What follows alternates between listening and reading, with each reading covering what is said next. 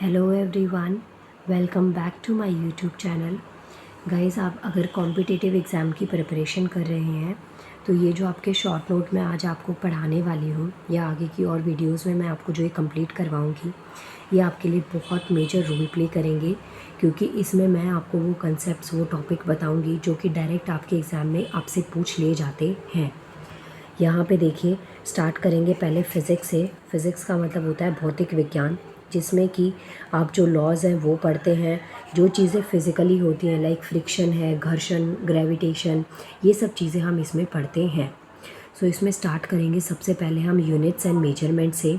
कोई भी चीज़ है, जैसे मान लीजिए मैंने लिखा 10 लीटर, तो अब आपको इतना पता है कि मैंने 10 तो एक नंबर लिया है, लेकिन इसके पीछे जो मैंने लीटर वर्ड लिखा है ना, ये डिफ़ाइन करता है कि ये चीज़ लिक्विड है। ऐसे ही अगर मैं लिखती हूँ 10 सेकेंड, तो यहाँ पे 10 भले ही एक नंबर है, लेकिन सेकेंड यहाँ पे टाइम को डिफ़ाइन करता है। सो यहाँ पे देख सकते हैं आप, ये जो यूनिट है ना, लीटर या सेकेंड, इस यूनिट का मेन रोल क्या रहा कि आपको पूरे स्टेटमेंट को लिखने की ज़रूरत नहीं पड़ी। आप क्या कहना चाहते हैं ये चीज़ आप शॉर्ट में ही डिफ़ाइन कर पाए। यही चीज़ जो है हम यूनिट्स एंड मेजरमेंट में पढ़ेंगे। सो यहाँ पे हमारे पास एक टर्म आती है फिज़िकल क्वांटिटी, जिसको कहते हैं भौतिक राशि।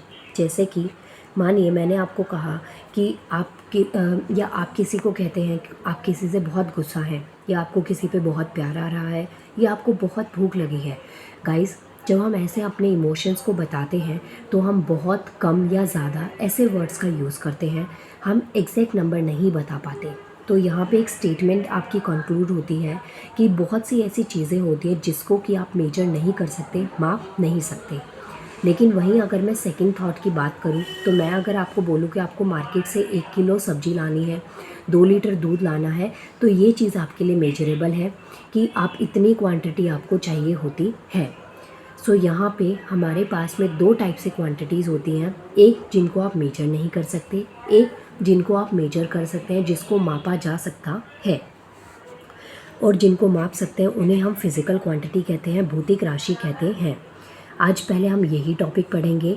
सो जिन क्वांटिटीज़ को मेजर किया जा सकता है, मापा जा सकता है, उसे हम फिज़िकल क्वांटिटी कहते हैं, और इसको एक्सप्रेस किया जाता है मैग्नीट्यूड और यूनिट की फॉर्म में। फॉर एग्ज़ाम्पल, जैसे आपको यहाँ पे एक टर्म दे रखी है F = 10 न्यूटन। तो यहाँ पे क्या बता रहा है, F का मतलब हो गया फोर्स। फोर्स को हिंदी में कहते हैं बल, और इसका फॉर्मूला होता है मास इंटू एक्सेलरेशन।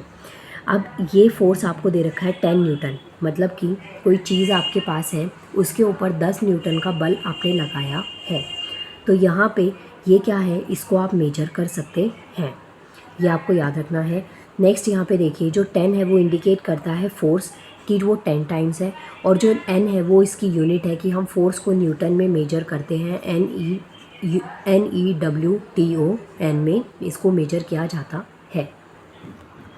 अब यहाँ पे देखिए, जैसे मैंने आपको बताया कि जिन क्वांटिटीज़ को हम माप सकते हैं, जिसको मेजर किया जा सकता है, उसे हम फिज़िकल क्वांटिटी कहते हैं, भौतिक राशि कहते हैं।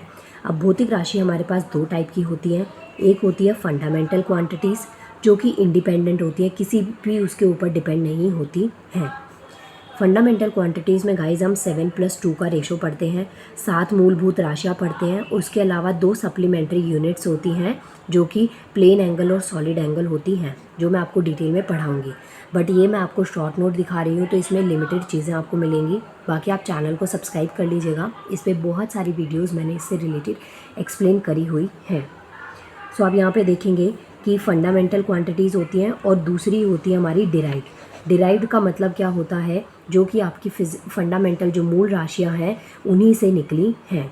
तो यहाँ पे 2 टाइप्स हैं, एक होता है मूल राशियाँ और दूसरी होती है आपकी व्युत्पन्न मात्रक, जिसे हम डिराइव्ड क्वांटिटी कहते हैं, जो कि किसी न किसी से निकली है।